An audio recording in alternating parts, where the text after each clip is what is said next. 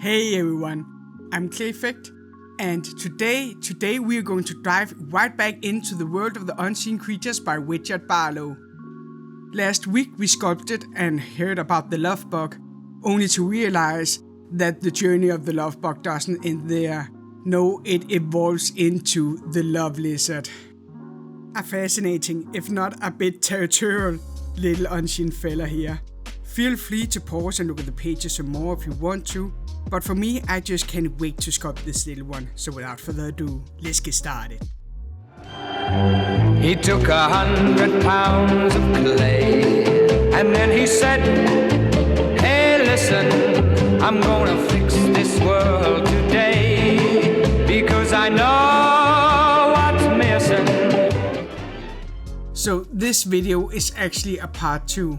You can watch it as a standalone without any problems or missing anything important.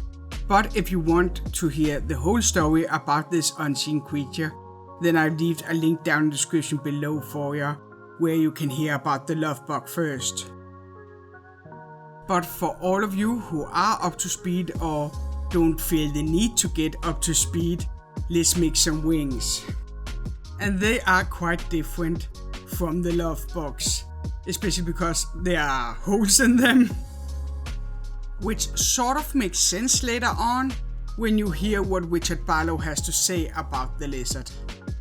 So while I'm sanding down the pre-baked wings, let's dive right into the mystery journal. Richard Barlow, log, the 7th of May 1934. The love lizard. When a courtship evolves into a committed relationship, so does the lovebug evolve into the love lizard. When the excitement of falling in love has worn off, the lovebug makes a little cocoon that it dwells in for an unspecified time period. This is where the relationship and the lovebug are most vulnerable. If the love cocoon is well taken care of, it will soon crack, revealing the love lizard. The love lizard is a more comfortable, if not a bit lazier version of the lovebug. They still elevate humans' oxytocin levels and eats the stomach butterflies we humans produce.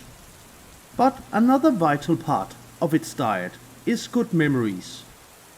It eats them at night, not the big or important ones, as their metabolism simply cannot handle that much. It only takes the small memories, giving us humans more space in our minds.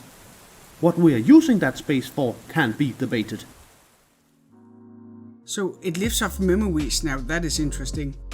Speaking of memories, I actually have one that I want to share with you about a way younger Clayfect and Mr. Clayfect. You see, when I sculpted the love lizard, I started thinking, when did I know that Mr. Clayfect was going to be my husband and the love of my life? And the short, boring answer is, I didn't. It just sort of happened to me, which is true. But there was this one occasion that come to mind where my denial of being in love really got challenged. For me, it was just a normal night like any other nights. I ate some dinner, I played some game, and then I went to sleep. Though, for Mr. Clayfect, he was out partying and having fun with his guy friends. And I still to this day have no idea what really went on that party. All I know is at 4 o'clock in the morning, I got a call from a very happy Mr. Clayfect, where he declared that he was actually on his way at this hour to me. And like every other sane person who wasn't in love would have done, I of course agreed for him to come and jumped out of the bed, combed my hair, put on a very subtle layer of makeup before I changed to my pretty pajamas. All while telling myself that I wasn't in love with this man, and this was just because I was excited of a friend coming over. But Mr. Clayfect was no better than me, because when he showed up a half hour later, he showed up with flowers in one hand, and a dead end sign. You know, the sign that usually hangs on the streets, telling that there's a dead end. Yeah, that sign in the other hand. And without giving me any kind of further explanation, he just gave me the flowers and the sign and said that I should hang the sign up over my bedroom. Then he walked in and started a song, which lyric is, "When I'm drunk in the morning, I'm calling you." Now, I didn't know what he was thinking. I didn't know what he has been doing. I still don't dare to ask what he did that night. All I can say is, when I looked at the man that night, I just knew that his crazy was compatible with mine. And also that he might be a thief. But I guess that is love for ya. But while we keep sculpting, why don't we hear what Richard Barlow has to say about this love lizard? The love lizard is normally a calm creature, but if it feels its territory threatened, it will make its humans jealous as a defense mechanism. It uses its wings, which are only for show at this point, to scare young lovebugs away. The love lizards still work in pairs, and their survival is completely dependent on that specific relationship. So in short, if the love fades, so will the love lizard. You can be lucky and get a new lovebug over time, but it will never be the same. This unseen creature's unique colorshift scale makes it so they can completely blend into any environment or shirt. And with them still not being bigger than a bottom and as light as a feather, they are still very difficult to find for the untrained eye. However, I did manage to find mine. I call it Flappy because it always flaps angrily with its wings every time a human specimen of the male variety is near Mary, making me jealous in the process. It is definitely a character trait that I need to keep an eye on, so it does not get out of hand. Mary is still the best thing that ever happened to me, and I trust her. But still, my little lizard's intervention has resulted in many late night talks with Mary, with a lot of "yes dear" and "I'm sorry dear" coming from me. I mean, I didn't mean to throw that loaf of bread at that very flirty fella at the grocery store. It just sort of happened. And how was I supposed to know that the concept of ducking was foreign to that guy?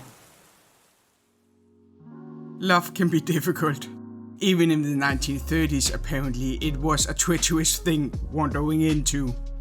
So instead, let's venture back to the sculpture where I'm using a Mr. Clayfect printed and designed texture tool.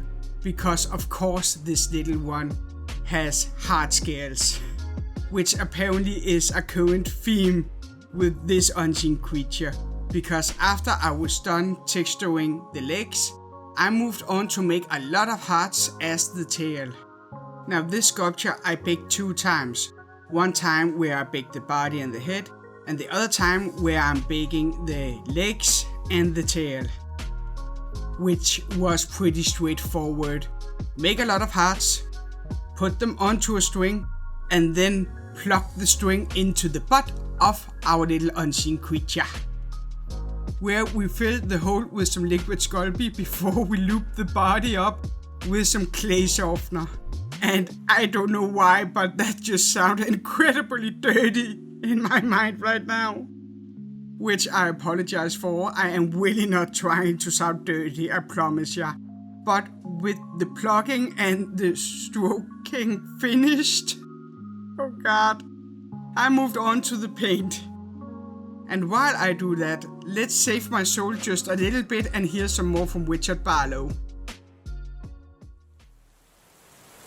But drama aside, thankfully Mary and I are doing well, and so are our love lizards. Based on my observations, these creatures do get more docile over time.